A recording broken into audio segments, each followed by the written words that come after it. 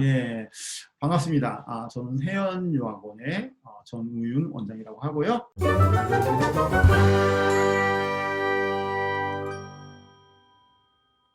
오늘은 이제 캐나다 대학교에 대해서 설명을 하도록 하겠습니다. 우리 같이 이제 나오신 분은 우리 부원장님이십니다. 네, 안녕하세요. 해연여학원 김성일 부원장입니다. 오늘은 캐나다 대학교, 특별히 4년제 대학교 중심으로 오늘은 세미나를 해보려고 합니다. 아마 다음 기회가 생기면 저희가 컬리지는 따로 준비를 했으니까 아무래도 캐나다는 컬리지와 대학교 두 개로 좀 많이 구분되어서 생각하시는 분들이 많은데 오늘은 특별히 4년제만 집중적으로 좀 다뤄보겠습니다. 예, 다뤄보겠습니다. 지금부터 어제도 이제 하니까 1시간 정도 이렇게 되는데 1시간 정도를 달려보도록 하겠습니다. 자, 예, 요거 자 갑니다. 예, 공유. 네. 아직도 약간씩 익숙치 않습니다. 예. 자, 캐나다 대학교 세미나 시작합니다. 자, 해연유학원은 이제 91년도에 설립됐고요. 이제 저희가 맨날 설명을 해서 간단히 넘어가도록 하겠습니다. 저희는 이제 주로 어학연수나 이런 것보다는 대학교를 이제 위주로 저희 하고 있습니다. 자, 혹시 질문 답변 이제 궁금하신 거 있으시면 밑에 창 이렇게 보시면 이제 Q&A 탭이 있습니다. Q&A 탭에 이제 질문을 넣어두시면 이제 Q&A가 이제 텍스트로 채팅처럼 올라옵니다. 그럼 저희가 중간에 혹은 이제 끝나고 나서 확인을 해갖고 여러분들께 답변을 중간중간 혹은 끝나고 답변을 드리도록 하겠습니다. 왜 캐나다로 갈까요? 미국도 있고 영국도 있고 많은 나라들이 있는데 왜 캐나다로 갑니까? 자, 왜 갈까요? 자, 이 사진을 한번 보실까요? 이 사진은 여기서 많이 보는 건데요. 아이고. 한때 굉장히 큰 인기를 누렸죠. 예. 저기는 퀘벡 시티라고 하는데 제가 아직 가보진 못했지만 저도 퀘벡은 못 가봤습니다. 그렇죠. 사진으로 봤을 때는 되게 예쁘죠. 예. 퀘벡 자체는 어떻게 보면 캐나다의 프랑스라고 할 수 있는 굉장히 아름다운 관광 도시고, 물론 뭐 퀘벡만 예쁜 건 아니에요. 토론토든 밴쿠버든 캐나다 전체적으로 전반적으로 관광 도시로는 굉장히 아름답죠. 그래서 뭐 꼭 관광을 위해서 캐나다 가는 거 뭐 그렇지는 않을 것 같고요. 또 하나의 사진. 굉장히 많이 보신 분도 많을 것 같긴 합니다. 네, 이게 이제 캐드. 니드는 아니고 캐드. 아니고 이제 캐드입니다. 캐드. 캐나다 드라마. 이거는 시트콤인데요. 한 편당 약 한 20분 정도의 굉장히 짧은 구성으로 되어 있고, 저기에 있는 그 턱수염이 하얗게 난 저 아저씨가 이제 김씨 아저씨. 김씨 아저씨. 그래서 이제 킴스 컨비니언스. 김씨 편의점. 김씨네 편의점. 네네. 이분들은 주로 이제 대부분 한국계시고, 양쪽에 계신 분들은 뭐 중국계, 베트남계 이렇게 계신 분들인데, 이 김씨네 편의점을 쓰신 분이 한국계 작가라고 하시더라고요. 캐네디언. 네네. 그래서 캐나다에서 현재 살고 계신 이민자들이 어떤 모습으로 살고 있는지를 굉장히 진솔하게 잘 담았고 또 굉장히 재밌습니다. 영어가 쉽진 않지만 충분히 알아들을 만한 우리에겐 자막이 있습니다. 자막이 있기 때문에 기회가 되신다면 꼭 이거를 보시면은 캐나다에서 살고 계신 분들이 어떤 식으로 살고 계신가, 약간의 문화 충격도 있고 여러 가지를 경험해 볼 수 있는데요. 단순히 뭐 이런 것 때문에도 이제 생각해 볼 수도 있고요. 캐나다 굉장히 사실 다국적이에요. 다국적 국가고, 생각보다 미국과 바로 옆에 붙어 있지만 백인들만 있지는 않더라고요. 길거리에 그렇죠. 뭐 흑인, 아프리카 계통 사람들도 많고, 남미 쪽에서 아시안도 많고, 중국 사람, 인도 사람 굉장히 많이 있죠. 그리고 굉장히 의외로 미국에 비해서 복지가 잘 돼 있더라고요. 병원비가 무료예요. 병원비가 모두 무료죠. 모두 무료예요. 다만 단점이 있습니다. 그렇기 때문에 대기 시간이 굉장히 길어요. 느리죠. 장단점은 다 있는 것 같습니다. 네네네. 그 외에도 뭐 삶의 여유가 있고 자연환경이 좋고, 저기 보시는 파란 하늘, 1년 내내 파란 하늘을 볼 수 있는 그런 이유 때문에도 뭐 캐나다 가신다고 많이 하더라고요. 사실은 이제 미국은 사실 이제 약간 약육강식의 어떤 이제 돈 확 번 사람은 확 벌고 또 안 그런 사람은 굉장히 이제 좀 힘들게 살고 뭐 이런 거가 있는데, 캐나다는 이제 유럽형의 이제 어떤 복지국가이기 때문에 전 국민이 아주 잘 살지도 않고 아주 못 살지도 않고 적절한 수준에, 물론 거기서도 잘 사시는 분도 계시고 이제 어려운 분도 계시지만 굉장히 이제 복지가 잘 되어 있는 국가라고 할 수가 있죠. 뭐 우리나라가 최근 코로나 때문에 좀 좋은 평가를 받고 있긴 하지만 물론 캐나다도 나름은 네. 굉장히 좋은 평가를 받고 있고 여전히 저희가 경제적으로 비교를 했을 때 그래도 캐나다가 아직은 우리나라보다 약간은 더 좀 네. 잘 사는 나라긴 하더라고요. 약간이 좀 더 많은 것 같아요. 저 볼 때는. 예. 네네네. 그래서 그러면은 구체적으로 오늘은 그러면은 왜 캐나다를 가고 특별히 저희가 최근 2015년, 16년 이후부터 가장 핫한 그 그렇죠. 유학 후 이민이라는 것에 네. 대해서 많은 분들이 이제 관심을 가지시고 그리고 이것을 어떻게 해야 되는가 굉장히 좀 궁금해하시더라고요. 그래서 이것만 가지고는 저희가 설명하기는 조금 쉽진 않지만 그냥 간단하게 요거로 한번 설명해 드릴게요. 예. 왜 이제 유학 후 이민이라는 이 조건으로 말씀드리냐 하면은 기본 전제가 캐나다에서 공부를 2년제 또는 3년제 또는 4년제에서 하시고 나야 되는 조건이 있으세요. 그렇게 해야지 그 다음에 PGWP라는 그 워크 퍼밋, 이건 오픈 워크 퍼밋이라서 특정하게 어떤 내가 회사에 고용되지 않더라도 3년간 취업 비자를 받을 수 있습니다. 물론 이제 이거는 최소 2년의 과정을 공부하셔야 돼요.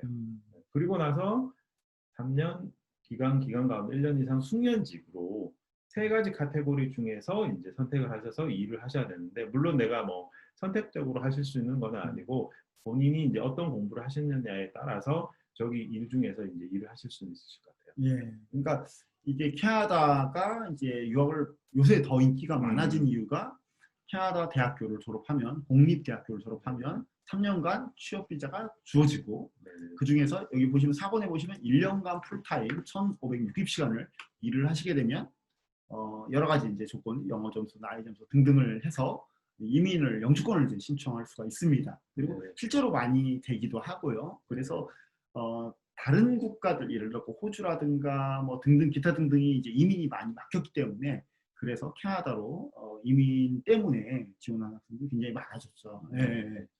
특별히 저기 3번에 그 예.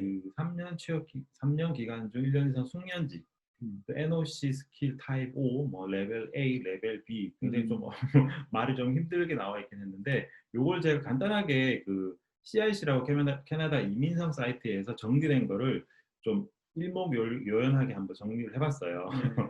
국가에서 이렇게 직업을 분류를 한 크게 5가지 카테고리로 분류를 해놨는데요.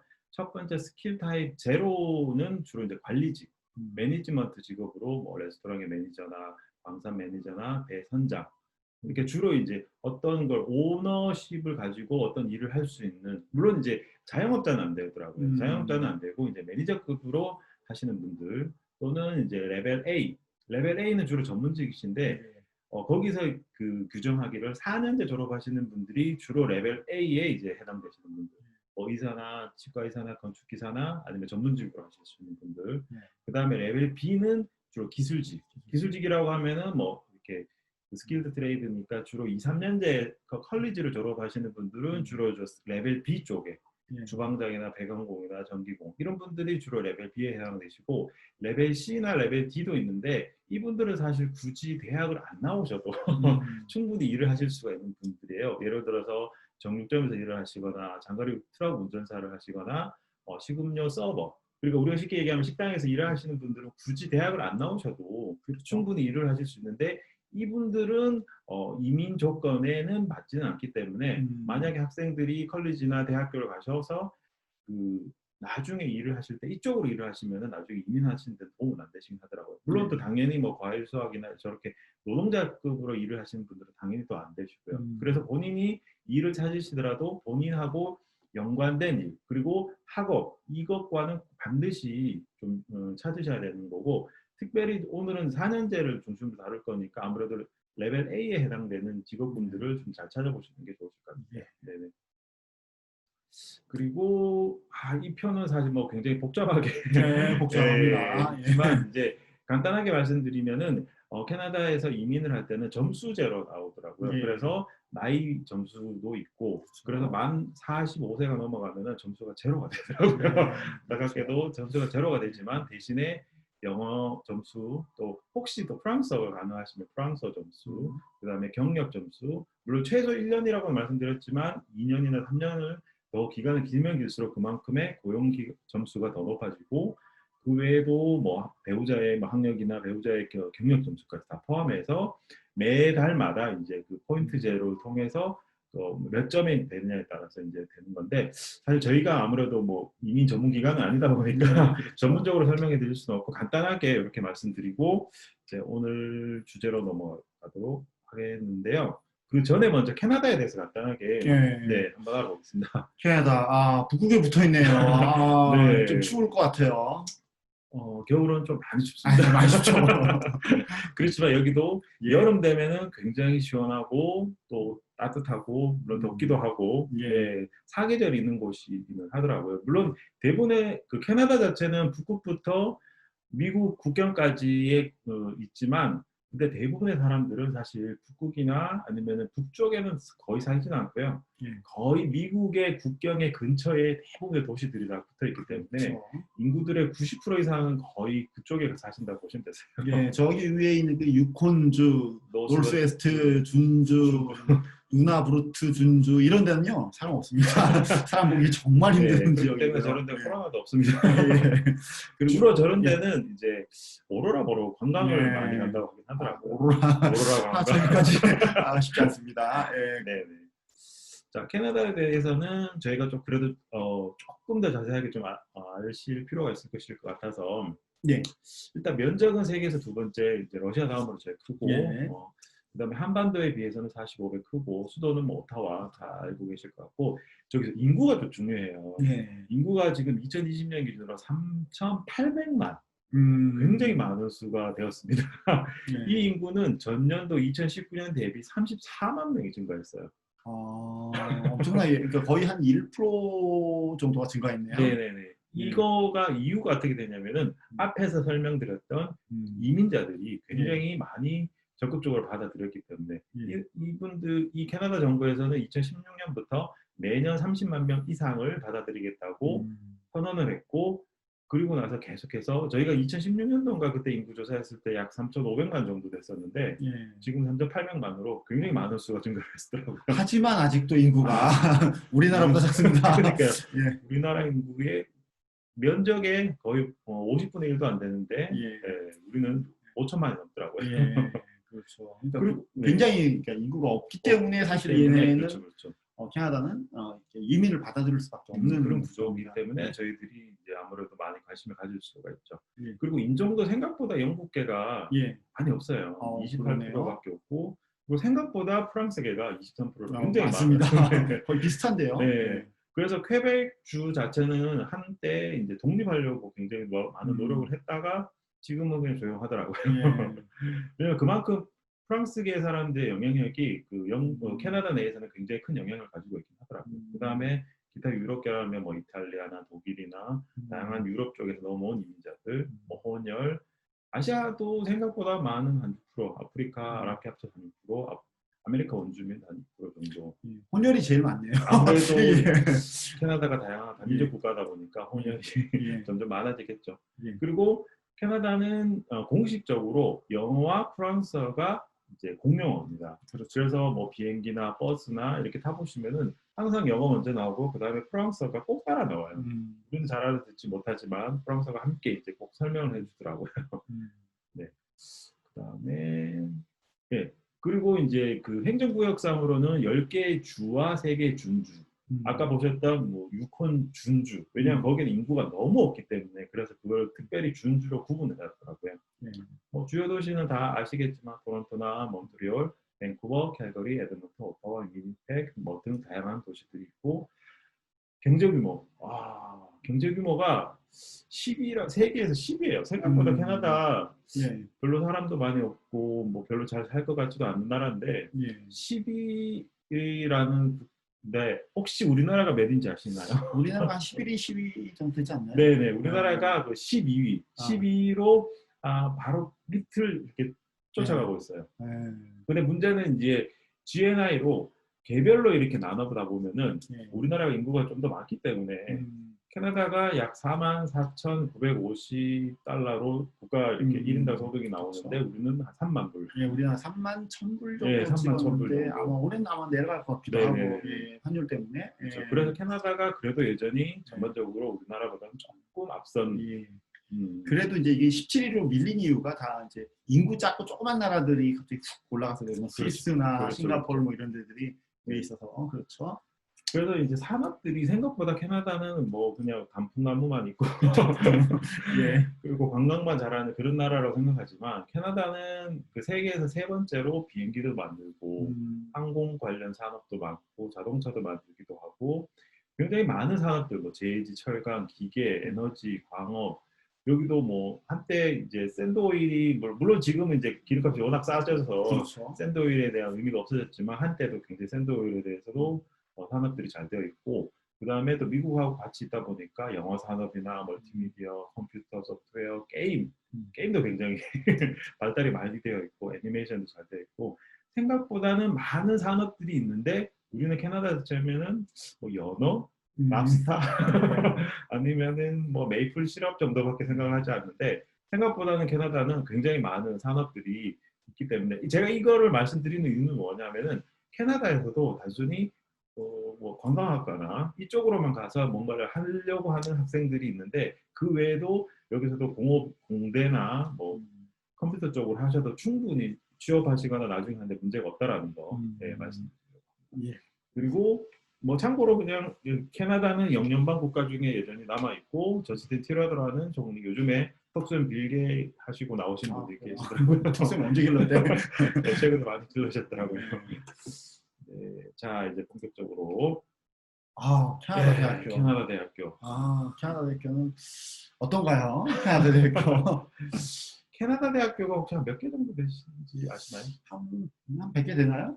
100개에서 조금 못 미치는 98개. 네, 98개.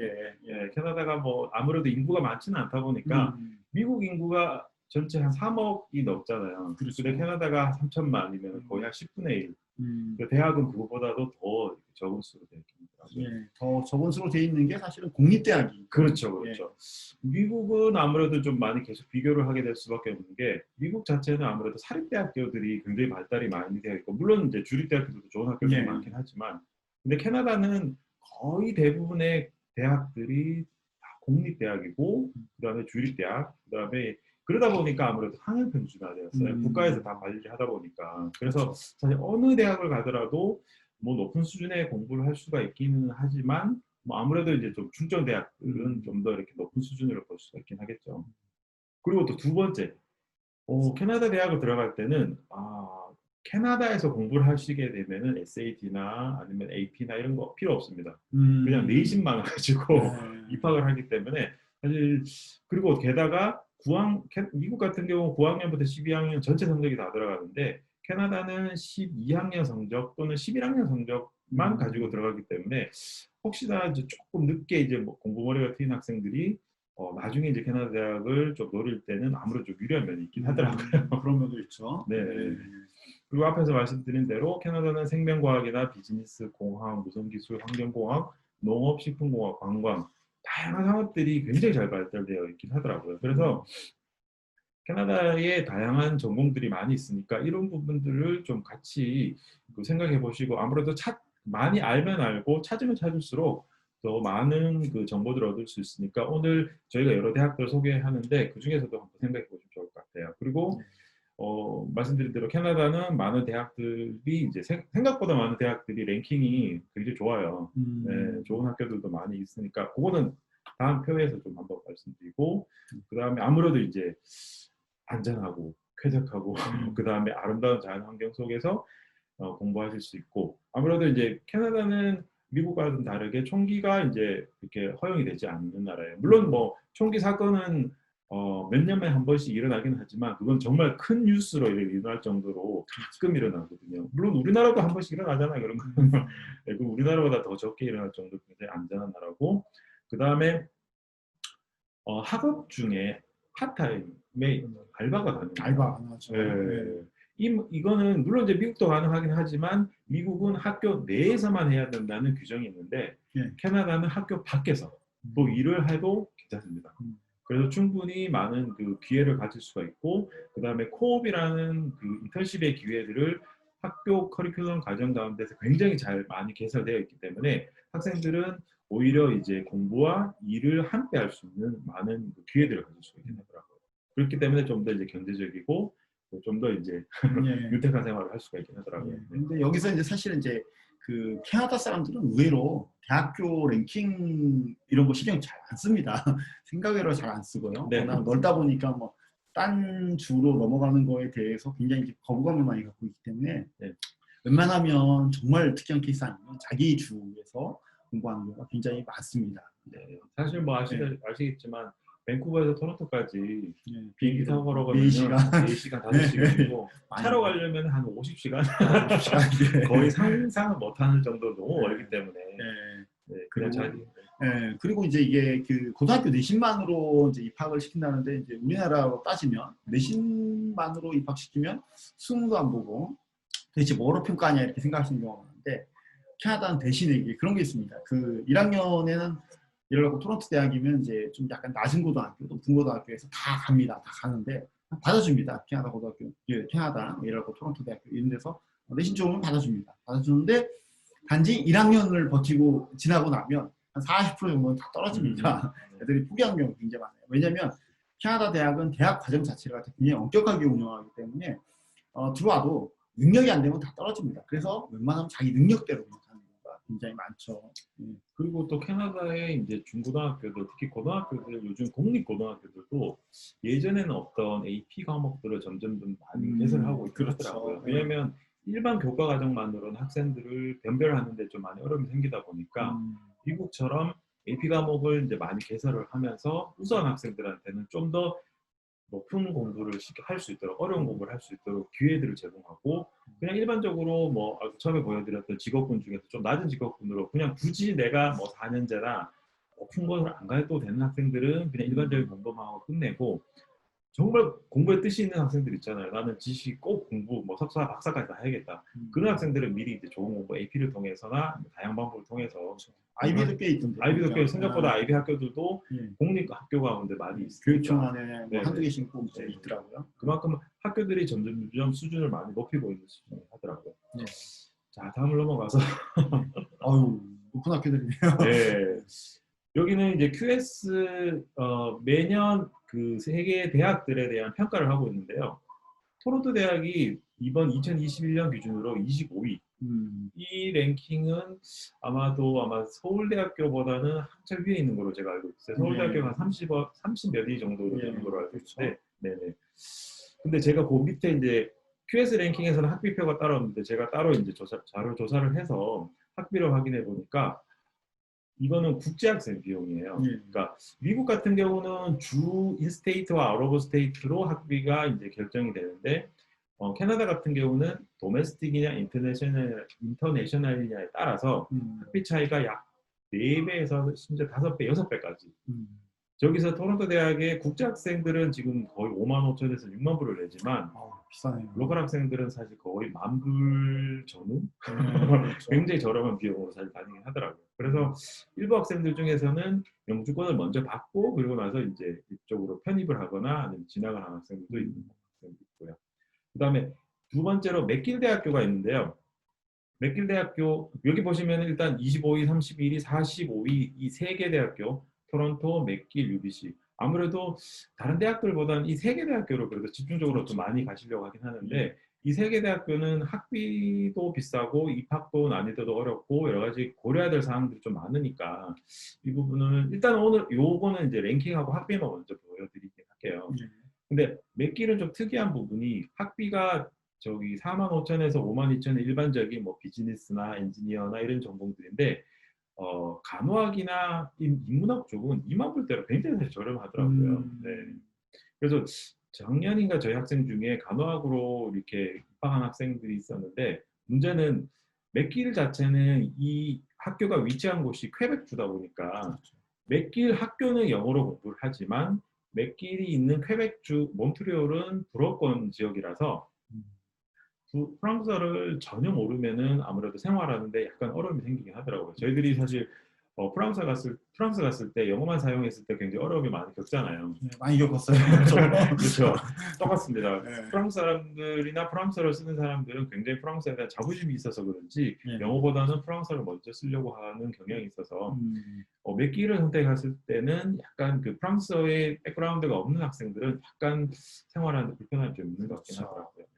UBC도 뭐 전공에 따라 좀 다르긴 하지만 대부분은 한 5만 불 정도 보셔야 되고 그 다음에 또 굉장히 우수한 몬트리올 대학이 있는데 이 학교는 학비는 굉장히 저렴하지만 여기는 이 학교 자체가 프랑스어만 사용하기 때문에 영어만 사용하시는 학생은 이 학교로 갔을 때는 입학 자체에 좀 어려움이 생길 수 있을 것 같아요. 그 다음에 뭐 엘버타는 한 3만 불. 저희가 또 얼마 전에 지원 학생 중에서 엘버타 합격했는데 그 학생도 사실 학비 부담 때문에 원래 이제 맥길도 합격했지만 오히려 이제 엘버타 쪽으로 네. 가려고 하는 학생도 있고요. 그 다음에 보시는 학교가 또 맥마스터, 워털루, 뭐 웨스턴, 퀸즈, 캘거리. 요런 비싸네요. 네, 여기까지. 여기까지 캘거리 빼고는 거의 한 4만 불 이상으로 사실 굉장히 사실 높은 비용이고 캘거리는 그나마 조금 저렴하긴 하더라고요. 아무래도 이제 맥길하고 캘거리 자체가 학비가 좀 저렴하다 보니까 좀 우수한 학생들이 이쪽으로 좀 많이 몰리는 경향이 좀 있긴 하긴 하더라고요. 그 다음부터는 조금 안 들어본 학교들이 좀 많긴 하죠. 달하우지나 뭐 라발 같은 경우는 프랑스어권 또 학교이기 때문에 여기도 뭐 그다지 선택적으로 말씀드리긴 힘들 것 같고 그 다음에 뭐 요크나 아니면은 칼튼 그 다음에 매니토바는 사실 랭킹 굉장히 좋은데도 학비는 또 굉장히 저렴하고 만불대까지도 내려가는 학교들이 또 있긴 하더라고요. 그렇죠. 여기부터는 좀 많이 저렴합니다. 아무래도 랭킹이 조금 많이 내려가니까 그만큼 학비들은 조금씩 떨어지긴 하더라고요.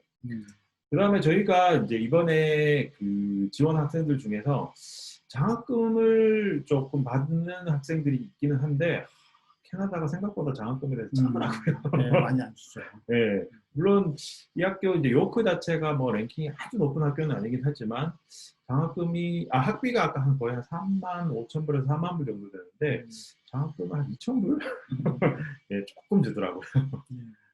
물론 이제 아주 우수한 정말 우수한 학생이 하면 더 줄 수도 있긴 한데 그래도 뭐 일반적으로 많이 안 주더라고요. 10,000불 이상 주는 경우도 봤고요. 토론토 대학교 가도 한 4,000불, 5,000불. 여기 뭐 맥마스터 가도 뭐 1,000불, 2,000불 이렇게 별로 많이 주는 경우가 없기 때문에 이걸 말씀드리는 이유는 같은 급에서 이제 공부를 하시는 분들 중에서 같은 랭킹으로 가셨을 때는 아무래도 미국 쪽으로 가셨을 때가 장학금의 기회가 조금 더 많고 랭킹 자체를 조금 낮추면 학비가 조금 저렴해지는 거를 그냥 보셔야 될 것 같지. 캐나다에서 대학을 가셨을 때 많은 장학금 기대하기는 좀 어렵다. 그거는 조금 염두에 두셔야 될 것 같아요. 네, 캐나다에 그러면 구체적으로 입학 조건이 어떻게 되는가? 캐나다 일단은 이제 학교는 들어가야 되는 거니까 이제 그렇죠. 어떤지 한번 좀 봅시다. 네. 자, 일단은 그 캐나다 대학교 중에서 특별히 이제 캐나다 내에서 공부한 학생들 또는 캐나다가 아닌 외국에서 공부를 하더라도 캐나다 교과 과정으로 공부한 학생들. 그렇죠. 이런 학생들 같은 경우는 12학년에 6개 과목을 중점적으로 이렇게 보게 되고요. 근데 이 6개 과목에 대해서는 좀 이따가 따로 구체적으로 어떤 과목이 필요한지 좀 말씀드릴게요. 그리고 반드시 12학년에서는 12학년 영어 꼭 포함이 되어야 돼요. 네, 물론 이제 온타리오주는 5월에 있는 영어 시험을 또 봐야 되기도 하고 BC주는 또 BC주에 따른 영어 시험도 보긴 해야 되긴 하겠지만 아무튼 중요한 거는 12학년 영어는 반드시 이수를 꼭 해야 된다는 거. 그리고 영어 공인 점수는 대부분의 4년제 대학은 최소한 IELTS 기준으로 6.5. 토플은 지금 100점은 물론 이제 토론토 대학 기준이긴 하지만 조금 낮더라도 거의 한 90점 이상 준비를 하셔야지. 오히려 미국보다 좀 더 높죠. 네, 생각보다 영어는 더 높은 점수를 요구하니까. 그렇지만 다른 뭐 SAT나 이런 거는 필요는 없어요. 그리고 과목들은 원래 이제 요거는 영어나 수학이나 과학이나 역사나 이런 부분들 준비도 하셔야 될 뿐만 아니라 선택 과목으로서 뭐 제2외국어인 뭐 프랑스어나 아니면 뭐 인문학이나 또는 지리, 연구, 뭐 미술이나 또는 기술 교육, 뭐 산학협동, 뭐 이 다양한 것들 이런 부분들 과목들 중심으로 이제 선택을 하셔야 되는 거고 그 다음에 또 하나 넘어갈게요.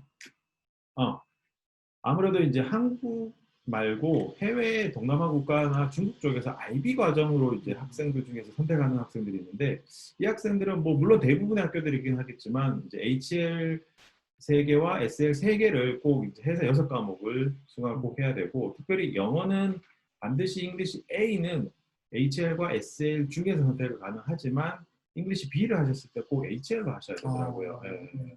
왜냐면 SL로 하게 된 스탠다드로 하게 할 경우에 일부 물론 대부분 일부가 아니라 대부분의 학교에서 인정을 안 해주더라고요. 그래서 그 선택 조건에 반드시 잉글리시 B는 HL로 꼭 해야 된다는 조건이 있으니까 그 부분을 꼭 염두에 두셔야 될 것 같고 뭐 다른 과목들 뭐 수학이나 전공에 따라 생물, 다르겠죠. 전공에 따라서 네. 이제 꼭 들어야 되는 경우도 있고 안 들어야 되는 경우도 있고 그건 나중에 이제 다시 또 말씀드릴게요. 뭐 영어 점수야 당연히 똑같이 필요할 것 같고요. 그 다음에 미국 교과 과정으로 공부하신 분들 이분들은 아무래도 이제 미국에서 공부를 하셨으니까 반드시 SAT나 ACT를 꼭 보셔야 돼요. 그리고 SAT1뿐만 아니라 SAT2 또는 AP를 보셔야 되는데 가급적이면 AP보다는 SAT2 서브젝을 보시는 게 더 유리하긴 하세요. 그래요? 왜냐면은 토론토 대학의 엔지니어 같은 경우는 AP를 인정하지 않더라고요. 반드시 서브젝 2 캘큘러스, 피직스, 케미스트리를 꼭 이수를 하도록 그리고 뭐 최소 650에서 700점 이상을 해야 된다는 전제 조건이 꼭 깔려 있기 때문에 물론 이제 토론토의 엔지니어를 내가는 안 가고 다른 학교를 가겠다라고 하면 AP를 해도 상관은 없지만 그러나 대부분 학교들은 만약에 AP와 SAT 물론 이제 둘 다 하면은 좋긴 하겠지만 꼭 내가 선택을 해야 된다면은 가급적 AP보다는 SAT2 서브젝으로 선택하시는 게 사실은 SAT2가 약간 더 쉬운데요. 그러니까 오히려 더 쉬운데도 불구하고 이상하게 토론토 대학교 엔지니어 전공에서는 AP를 인정해 주지 않더라고요. 그런 부분이 있고 그 다음에 한국 교과과정 한국에서 가시는 분들 물론 이제 당연히 고등학교 졸업하셔야 되고 그 다음에 내신은 1등급 졸업해야 될 거고 아니 저도 뭐 사실은 이제 학교에 따라 다른 거 물론 학교에 따라 다르긴 하죠. 그리고 특이한 부분이 물론 이제 모든 대학에서 요구하지는 않긴 하지만 저희가 보는 상위권 대학 여기서 상위권 대학이라고 하는 거는 토론토, UBC, 맥길, 뭐 워털루 이 정도까지는 수학 능력을 요구를 하더라고요. 수능 시험. 그래서 수능 시험을 반드시 보셔야 되고 수능 시험에 대한 내신 성적도 굉장히 좋으셔야 돼요. 물론 이제 토론토나 뭐 일부 대학을 안 인구하고 조금 더 낮은 학교로 가겠다라고 하면은 수능이 없어도 상관은 없긴 하겠지만 그러나 정말 내 목표하는 대학이 굉장히 높은 대학이면은 수능까지는 꼭 보시고 지원을 또 하셔야지 입학하는데 이제 무리가 생깁니다. 그러면 검정고시도 가능한가요? 안타깝게도 이 학교들이 이제 12학년 성적을 주로 판단하기 때문에 검정고시를 보는 경우는 대부분 고1이나 고2 때 맞춰지기 때문에 12학년 성적이 없어서 검정고시 학생들이 지원이 안 됐더라고요. 그렇죠. 제가 UBC인가 토론토인가에 보니까 인문계 고등학교라고 써있더라고요. 심지어 영어로 INMU에 인문계 고등학교 졸업 이런 식으로. 생각보다 까탈스러워요.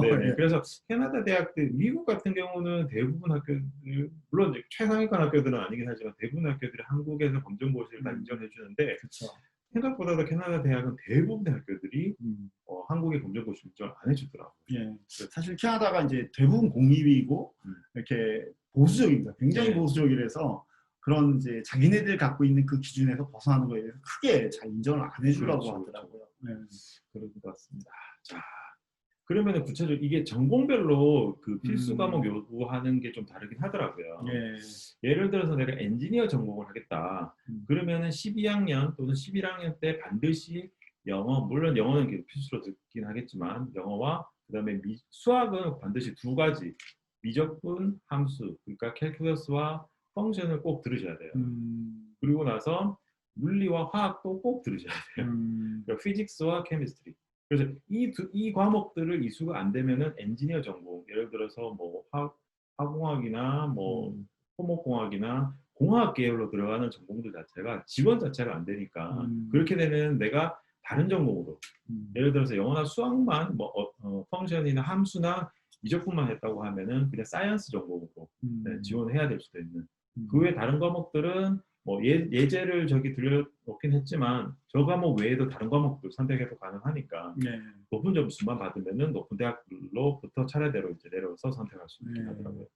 그리고 뭐 가끔 이제 저희 그 상담을 했던 친구 중에 하나가 나는 SAT 점수가 굉장히 고득점이고 지원한 학교가 되게 낮은 학교를 지원했는데 왜 떨어졌어요?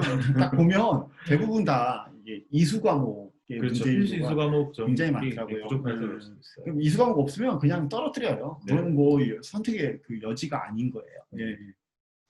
그 다음에 이제 생명과학, 라이프 사이언스 또는 사이언스 과목, 뭐 또, 예를 들어서 예. 생물이나 화학이나 생화학이나 이쪽 전공하는 학생들은 여기도 꼭 영어와 미적분, 그러니까 미적분은 웬만하면 꼭 그 많이 들어가더라고요. 자연계 쪽, 네, 자연계 쪽 필수죠. 예. 네, 그리고 화학과 생물도 꼭 필수로 들어가고 그 외 기타 이제 피직스나 아니면 다른 과목들 선택적으로 이제 하실 수도 있고. 요거는 제가 이제 4-5개라고 말씀드리는 이유가 전공별로 요거는 약간 차이가 있을 수가 있기 때문에 그거는 내가 지원하려고 하는 해당 전공에 따라서 화학이 들어갈 수도 있고 생물이 들어갈 수도 있고 뭐 빠질 수도 있고 아니면은 물리가 들어갈 수도 있고 있으니까 예. 그거는 반드시 체크를 꼭 하긴 하셔야 될 것 같아요. 예. 그래서 미국 교과 과정으로 만약에 공부를 하셨던 분들은 이제 저런 과목들이 없을 경우에 서브젝이나 이제 AP로 대체가 가능하니까 그걸 꼭 들으시면은 네. 네, 가능한 거죠. IT 주로 이제 컴퓨터 사이언스 계열인데 이쪽은 의외로 과학 과목은 빠지더라고요. 그렇죠. 과학 과목은 상당히 많이 빠졌네요. 예, 네. 영어와 이제 수학 과목 2개, 미적분하고 함수 쪽만 집중적으로 하시고 다른 과목들은 내가 과학을 잘하면은 과학을 들어가고 아니면은 다른 과목들 뭐 컴퓨터 쪽이나 아니면은 문학 쪽이나 이쪽으로 하시면 될 것 같고 비즈니스 비즈니스도 한 계열도 세 예, 아무래도 이제 컴퓨터 사이언스하고는 같이 똑같은 필수 이수 과목을 요구를 하고 나머지 과목들은 이제 이렇게 되고 근데 여기서 IB를 하셨던 분들이 이제 아무래도 좀 고민이 되실 것 같은데 IB는 함수는 없어도 돼요. 아무래도 IB 자체 과목에 함수가 없으니까. 네. 그러니까 IB 자체는 그냥 매스, 수학을 HL이든 SL이든 상관없이 들으시면 되고 물론 이제 일부 이제 워털루의 뭐 컴퓨터 엔지니어는 HL을 요구하는 경우도 있어요. 수학을. 그러니까 그런 특정한 전공 외에는 대부분은 이게 어느 학교로 가겠다라고 하는 것보다는 어느 전공을 가서 뭘 하겠다라는 게 더 중요하다 보니까 이 부분은 좀 잘 생각을 하시고 준비를 하시는 게 좋을 것 같더라고요. 네. 그다음에 캐나다는 또 간호학도 굉장히 사실 인기가 있는 전공 중에 하나라서 넣었는데 여기는 아무래도 생물이나 화학이 그렇죠. 물론 이제 화학이 필수고 혹시나 내가 화학보다는 물리를 잘한다 하고 물리를 넣긴 하는데 물리 과목이 아무래도 화학보다 어렵기 화학 하시는 게 나아요. 네, 화학을 해야 되겠죠. 네. 여기서 보면 결국은 엔지니어링이 제일 어려운 과목. 그러니까 네. 사실 이제 나중에 공부할 때 어려운 과목들이고, 그 다음에 이제 바이오 쪽 어렵고, 그 다음에 이제 그거보다는 경영이나 일반 사이언스나 네. 이런 거가 약간 더 중요하다 이렇게 보시는 그렇죠. 그런 이제 근거가 되겠죠. 간호학에서 특이한 거는 캘큘러스가 빠졌어요. 그래서 미적분을 꼭 뭐 잘 안 해도 여기는 함수만 하더라도 충분히 가능은 하니까 간호학에 대해서는 만약에 아까 보셨던 라이프 사이언스 계열에서 캘큘러스가 조금 부족한 분들은 아무래도 간호학 쪽으로 선택하셨을 때 조금 유리한 부분이 있을 수가 있을 것 같아요. 예. 자, 캐나다는 여기 보시면 거의 이런 도시 중심으로 아무래도 대학을 많이 선택하시는 것 같아요. 뭐 밴쿠버, 엘버타, 캘거리, 위자이나, 위니펙, 몬트리올, 토론토. 물론 대부분은 사실 뭐 토론토 아니면 밴쿠버긴 하겠지만. 네네. 자, 그러면 구체적으로 주요 대학의 입학의 어떤 커트라인이 어떻게 되는지 저희가 한번 커트라인 중심으로 한번 볼게요. 토론토 대학은 아무래도 캐나다에서 제일 높은 대학이고 제일 좋은 대학이다 보니까 커트라인 자체가 전반적으로 좀 높은 편이고요.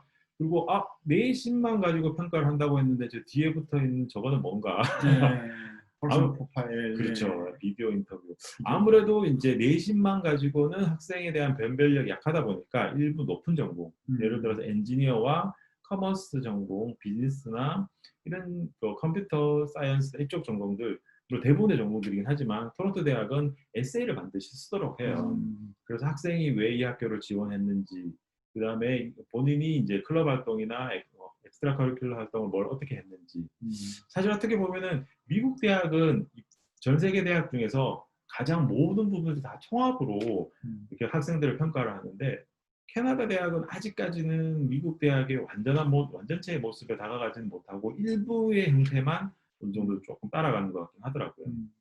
그렇기 때문에 사실 그리고 뭐 미국처럼 9학년부터 12학년 전체를 다 성적을 보는 것도 아니고 11학년이나 12학년 성적, 11학년의 일부와 12학년 성적만 사실 가지고 평가를 하다 보니까 그래서 이제 학생을 좀 더 변별력 있게 평가를 하기 위해서 퍼스널 프로파일을 통해서 이 학생이 이제 어떤 생각을 가지고 있고 어떤 봉사활동이나 클럽 활동을 했는지에 대한 에세이를 이제 어떻게 잘 녹였는지 보고 비디오 인터뷰 같은 경우는 어떤 특정 주제를 주고 그거를 이제 저희가 하는 식으로 이런 식으로 네, 이런 식으로 보자마자 바로 이렇게 네. 영상을 리코딩을 해서 이렇게 바로 그 대답을 해야 되더라고요.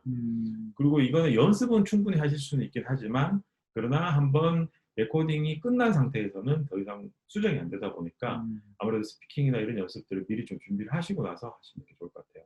그리고 이제 비즈니스 같은 경우는 로트만 커머스, 일반 비즈니스도 있긴 하지만 로트만 커머스로 가시게 될 때는 아무래도 나중에 취업이라든가 여러 가지 전반적인 부분들이 좋으시니까 그래서 이제 비즈니스도 있을 수 있고 여기서는 토론토 대학에서는 대부분의 학과들이 아무래도 인기 전공들이 점수가 거의 90점대 초중반 이상으로 높은데 라이프 사이언스 계열들이 조금 낮아요.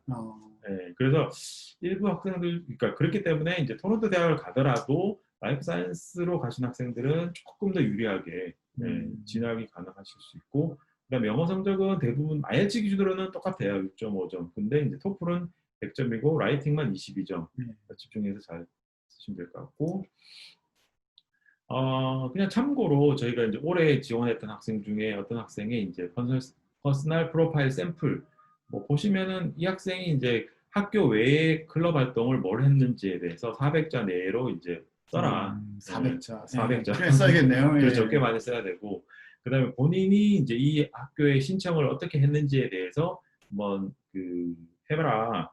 이런 부분들도 함께 이제 세 번째로 기술하고 또 하나는 이 그림을 보고 본인이 받았던 인상이 어떻게 되는지 400자로 써라. 그냥 그림 올려놓으시는 줄 알았더니 그게 아니었군요. 네, 그렇습니다. 제가 이게 주제입니다. 이 주제를 보고 이거는 그림 자체가 매년 바뀌더라고요. 작년에는 어떤 배 그림을 띄웠던데 올해는 도시에 있는 어떤 이 그림을 보면서 본인이 받았던 크리에이티브한 리스판스, 창의적인 흥미있는데요. 네, 이런 거.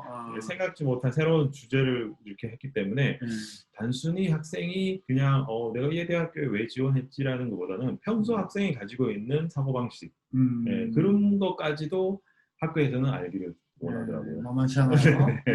그렇기 때문에 뭐 나중에 말씀드리긴 하겠지만 데드라인 시점에서 최소한 보통 8월, 9월부터 보통 이제 입학 신청을 시작하실 수가 있으니까 빨리 어플리케이션을 열어서 올해 주제가 뭔지를 빨리 파악을 하시고 그거에 대해서 한 몇 달 동안 계속 그 에세이를 좀 준비하시는 게 좋을 것 같아요. 미국에서도 이제 뭐 1년이나 한 6개월 정도 전부터 미리부터 이제 주제에 대해서 준비를 잘 해야 되겠지만 캐나다도 생각보다도 다양한 주제들이 있을 수 있으니까 이런 주제들에 대해서 생각해보고 자료 조사하고 글 써보고 또 계속 수정하고 이런 작업들이 좀 필요할 것 같아요. 그 다음에 이제 맥길 대학교. 더 높네. 성적이. 맥길 대학교는 다른 대학교와 다르게 그 해에 입학했던 학생의 평균 점수가 몇 점인지를 정확하게 알려주더라고요.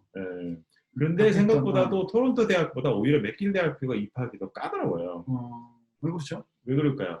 앞에 저희가 보았던 학위의 연관이 좀 있는 것 같긴 하더라고요. 아무래도 캐나다 대학 중에서 의외로 로컬 사람들은 토론토 대학보다 맥길 대학을 더 좋아한다고 하더라고요.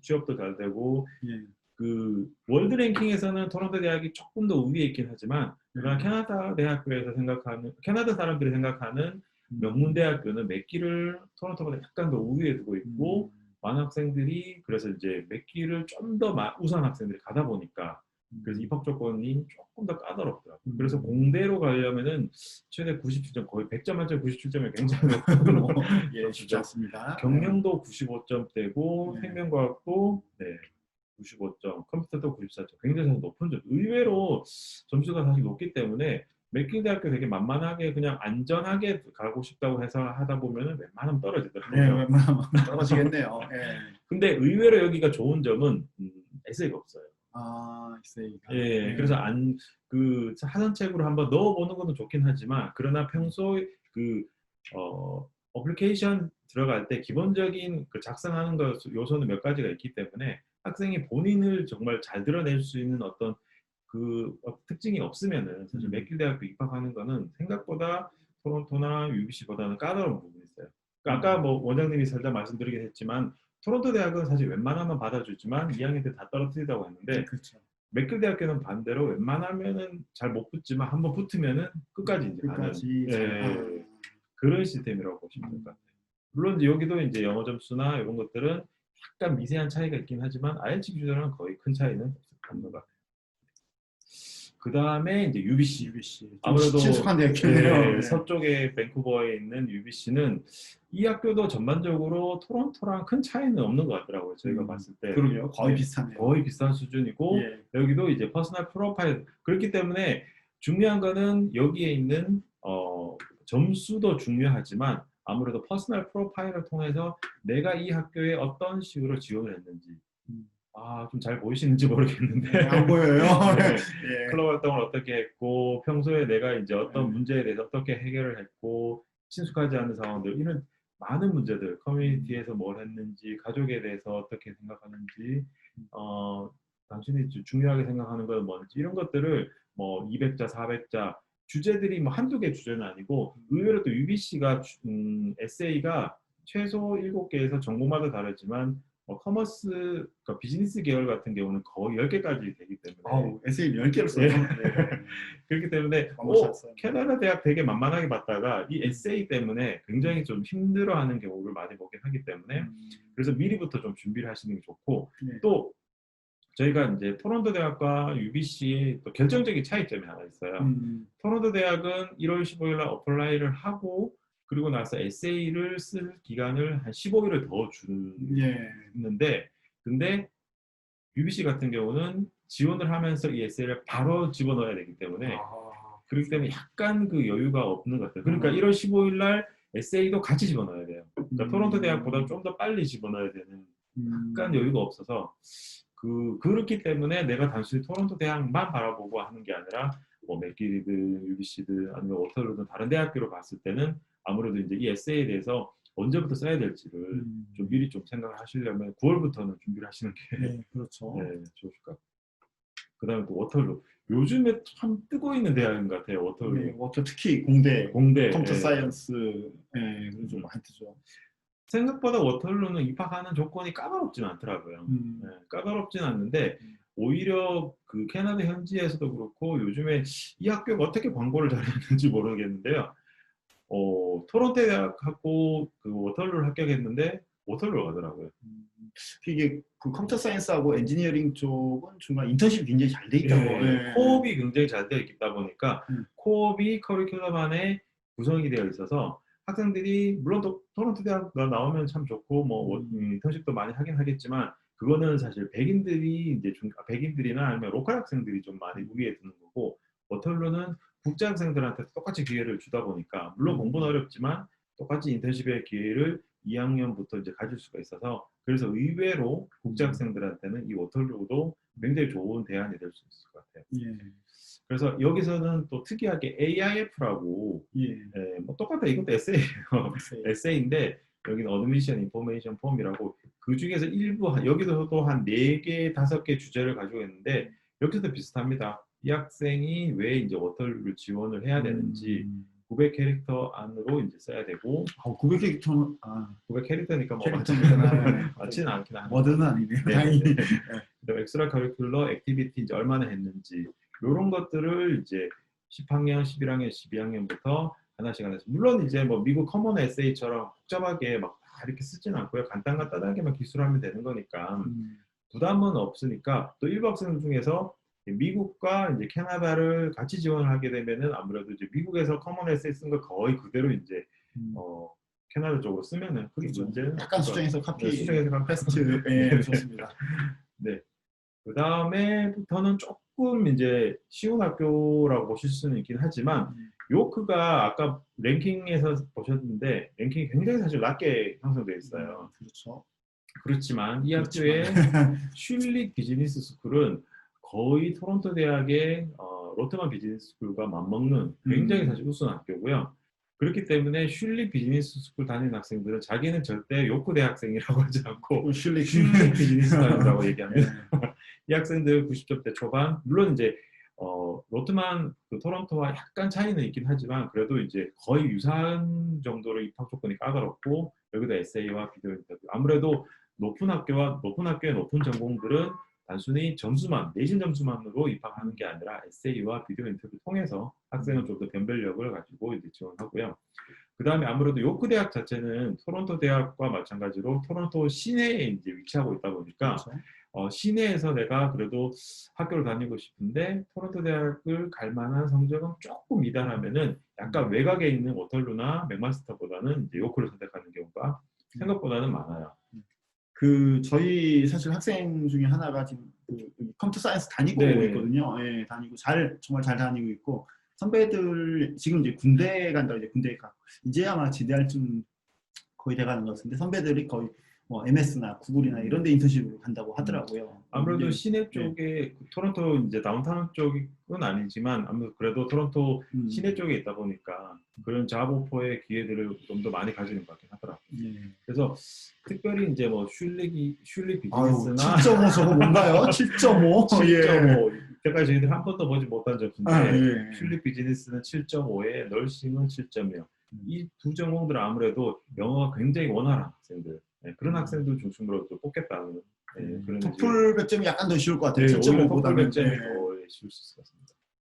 그리고 또 요크 같은 경우 하나 말씀 못 드렸는데 뒤에 붙어 있는 조건들이 없어요. 그 말은 그냥 이 점수만 맞추면은 입학을 가능할 수가 있으니까 오히려 토론토나 UBC처럼 뭐 특정 과목이 21점이나 22점 이상 안 돼도 문제는 없을 것 같습니다.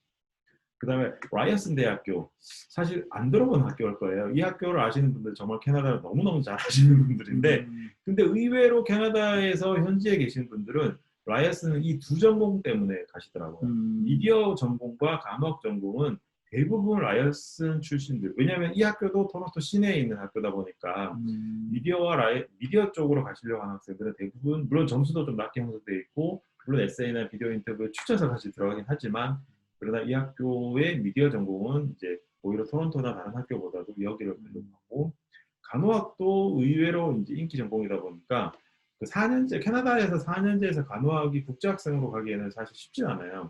그러다 보니까 대부분은 그 컬리지에 있는 PM 과정으로 사실 많이 가긴 하는데 그래도 나는 굳이 또 BSN으로 가려고 하면은 맥길보다는 오히려 라이언슨이나 요크도 사실 생각보다 간호학이 굉장히 까다롭다 보니까 라이언슨 쪽으로 물어보시는 거는 좀 좋으실 것 같아요. 네. 그 다음에 이제 캐나다 대학을 그럼 언제 지원해야 되느냐? 캐나다도 미국처럼 사실 얼리 지원이라는 개념이 있기는 하더라고요. 우수한 학생들 UT, 그러니까 토론토 대학에서는 11월 7일까지 이거는 매년마다 약간씩 일자는 바뀌긴 해요. 재작년 같은 경우는 11월 1일이었다가 작년에 11월 7일로 약간은 변경이 되긴 했는데 국제학생들이 가능하면 이때 지원하면 빨리 오퍼를 주겠다라고 하는 경우는 있긴 하지만 그런데 굳이 이때 뭐 안 하고 이때 하더라도 뭐 떨어뜨릴 학생은 원래 떨어지는 거고 입학할 학생은 입학하는 거니까 굳이 무리해서 이때 지원을 안 해도 뭐 미국의 뭐 어제 말씀드렸던 뭐 얼리 디시전이나 얼리 액션 같은 그런 개념은 전혀 아니더라고요. 그래서 지원해 보니까. 그리고 UBC에서 얼리 지원은 특별히 이제 국제 학생들이 지원하는 거 크게 의미는 없고 캐나다 국제 학생들이 장학금 신청을 위해서 필요한 거니까 국제 학생은 굳이 얼리를 캐나다에서 하는 거는 크게 의미는 없는 것 같더라고요. 저희도 예전에 한번 지원을 해보긴 해봤는데 캐나다 내에서 공부하는 국제 학생들은 약간 의미는 있을 수 있어도 캐나다 외에서 지원하는 학생들한테는 그냥 일반적인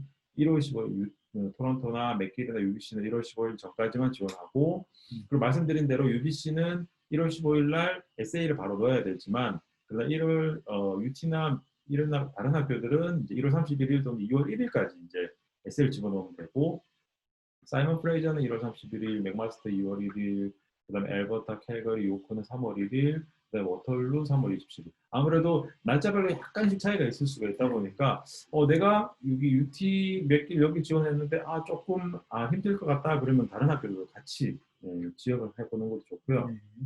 네. 시간이 많이 지나가고 빨리빨리 가야 됩니다. 생각보다 시간이 많이 갔네요. 그래서 좀 더 구체적으로 보면은 정리해드리면은 보통 이제 OUAC라고 하는 게 뭐냐면은요.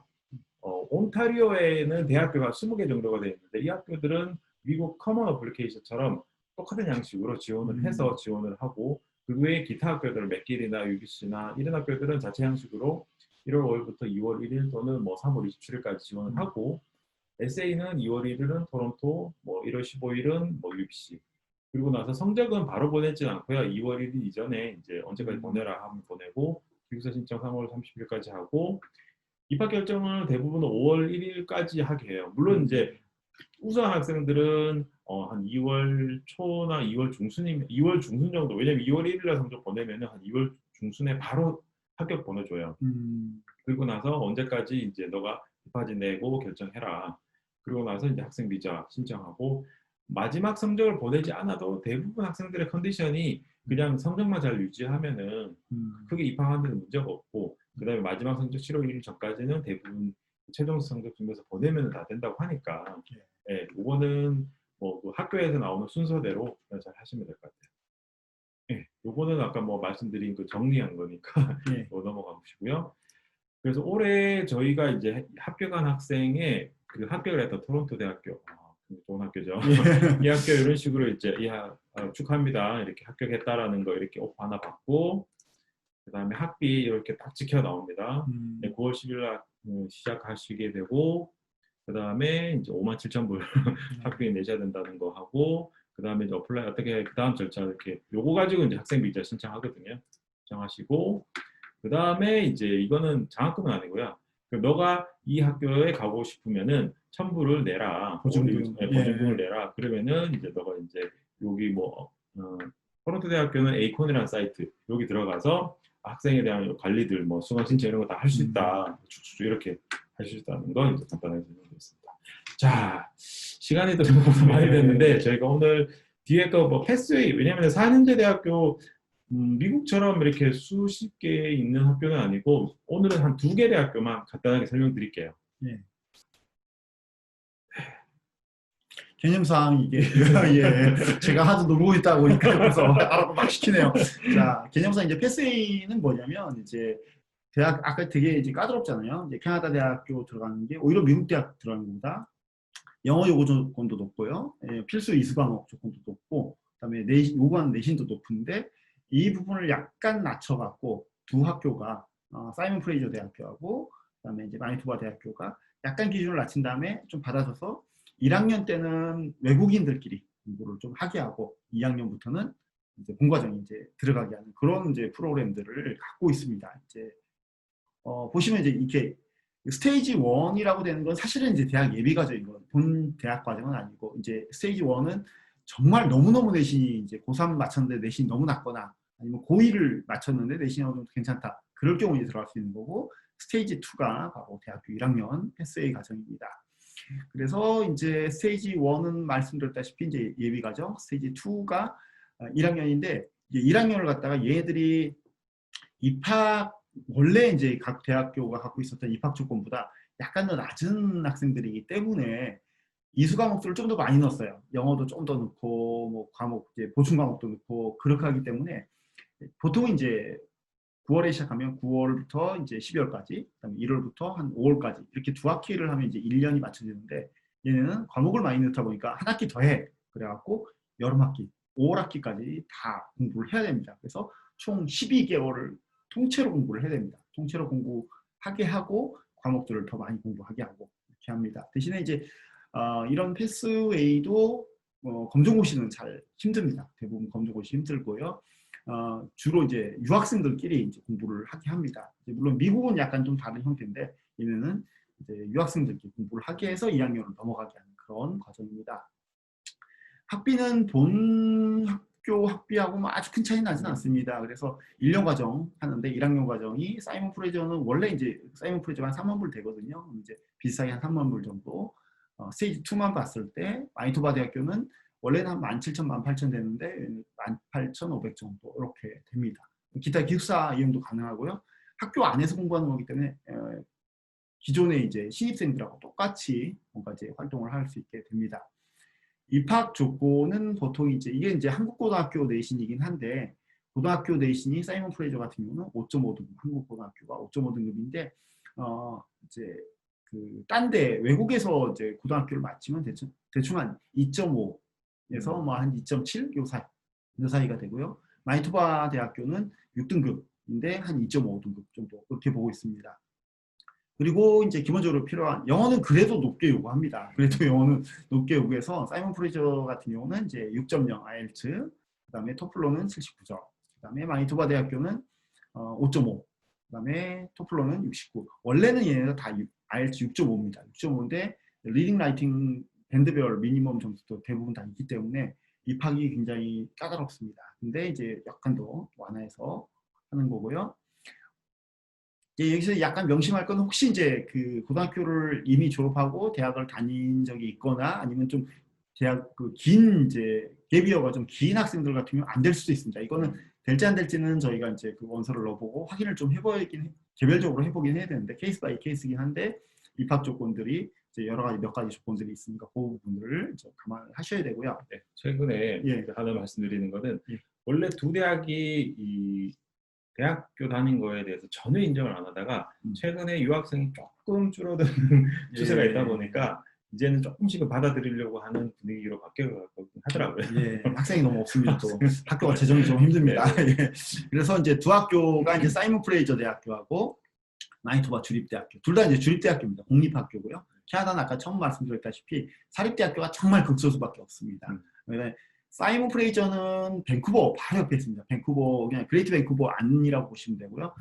다운타운하고는 조금 떨어져 다운타운에서 한 30-40분 정도 떨어져 있는 데고 마니토바는 마니토바 주의 주 메인 이제 대학교이고 의대나 이런 것들이 다 있는 메인 대학교이고 이제 거기도 그래도 이제 인구가 마니토바는 사람이 아주 없지 않나요? 그런데 이제 고 도시 위니펙 같은 경우는 인구가 한 8-90만 정도 됩니다. 그래서 아주 작은 도시는 아닙니다. 물론 이제 우리나라 도시들보다 작지만 사이먼 프레이저는 이제 뭐 이렇게 여러 가지 것들이 있습니다. 이게 한 35,000명 정도 되는 규모가 큰 학교고요.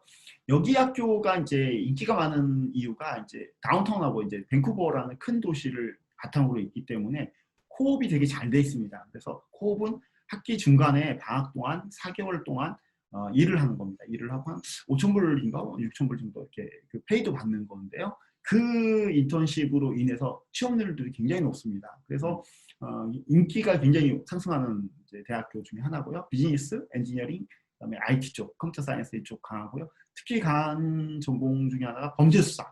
범죄수사. 그 표창원 씨 때문에 이제 많이 떴는데 여기가 이제 넘버 1, 2 하는 사이먼 프레이저가 캐나다 전체에서 넘버 1, 2 하는 범죄수사 전공을 가지고 있습니다.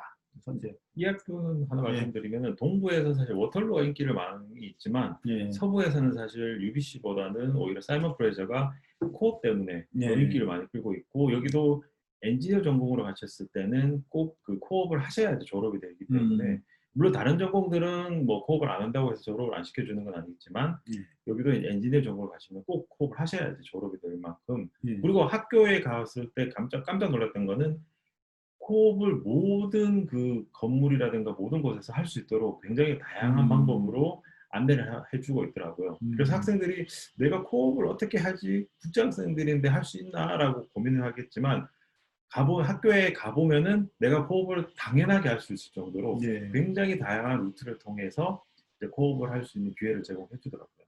그렇죠.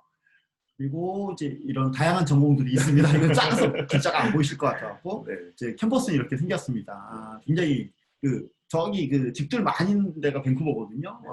굉장히 밴쿠버 가깝고요. 여기 산 위에 높은 데 있어요. 높은 데 있는데 의외로 올라가는 건 안 어렵습니다. 이렇게 엘리베이터, 에스컬레이터가 워낙 잘 돼 있어갖고 가는 건 어렵진 않습니다. 다운타운에서 버스 타고 가도 한 30분, 40분? 그렇게 멀진 않더라고요. 그렇죠. 그다음에 코옵이 이제 아까 말씀드렸던 코옵이 굉장히 잘 돼 있고 한 5,000불 정도 돈도 줍니다. 돈도 주고 제휴되어 있는 회사들이 뭐 이제 몬트리올 뱅크나 아니면 이제 HSBC나 뭐 마이크로소프트, IBM 뭐 이런 데들 이제 돼 있습니다. 자, 또 하나 마니토바 대학교. 여기도 굉장히 메리트가 있습니다. 제가 생각할 때 가장 큰 메리트는 학비가 굉장히 저렴합니다. 학비가 한 17,000불, 18,000불 되니까 우리가 또 한 1,500, 1,400, 1,500만 원 정도? 예, 그러니까 1년에 그 정도 학비밖에 안 됩니다. 그래서 혹시 부모님이 이제 그 대기업에 좀 다니시거나 큰 회사에 다니시면 이제 자녀 학비가 지원 나오면 우리나라가 이제 제가 알기로 해외 대학 가면 1,000만 원까지 나오는 걸로 알고 있거든요. 그러면 이제 한 500만 원 정도만 커버하면 됩니다. 물론 이제 뭐 생활비는 들긴 하겠지만 어차피 지방에서 서울로 보내는 거 생각하면 아주 큰 차이는 없습니다.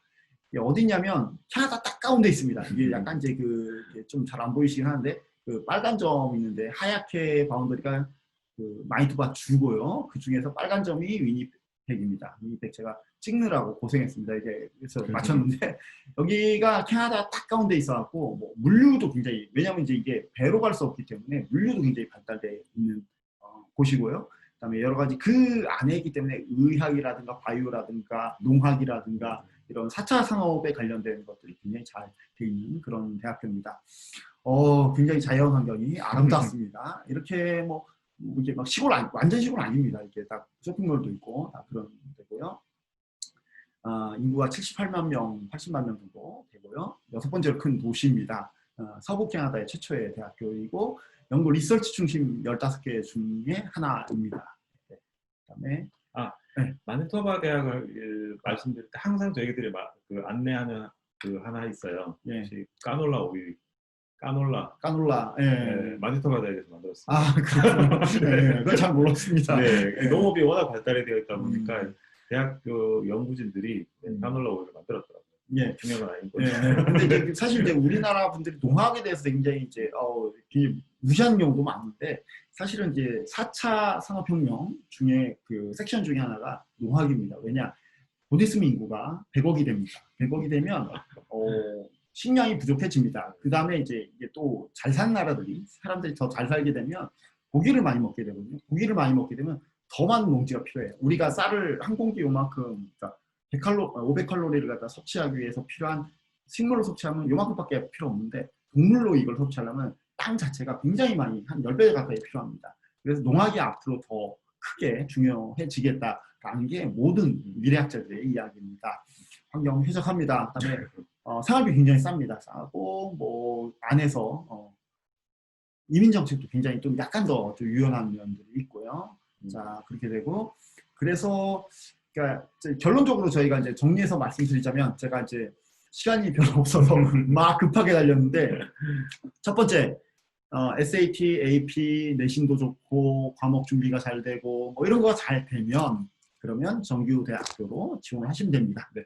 뭐 토론토 대학이든 워터로 대학이든 UBC든 지원을 하시고 뭐 약간 낮춰서 뭐 요크 대학이든 뭐 이런 데 낮춰서 하시면 되고 내가 만약에 이제 그런 조건들을 다 맞추기가 좀 힘들다. 나는 이제 약간 소프트하게 이제 시작하고 싶다라고 생각하시면 특히 이제 해외에서 영어로 공부해본 경험이 없는 학생들 같은 경우는 일부러라도 패스웨이라는 과정을 통해서 가시는 게 사실 더 좋습니다. 지금 저희 가인 학생들 꽤 있거든요. 꽤 있고 저희랑 계속 연락하는데 그 학생들도 다 하는 얘기가 내가 IELTS가 6.0이 있었는데 그냥 일반 수업에 들어갔으면 자기는 이제 큰일 날 뻔했다고. 왜냐하면 이게 영어로 수업을 쫓아가는 게 만만치는 않거든요. 이게 그냥 단순하게 영어로 공부하는 게 아니라 영어로 수업을 하고 학문을 쫓아가는 거기 때문에 굉장히 어렵습니다.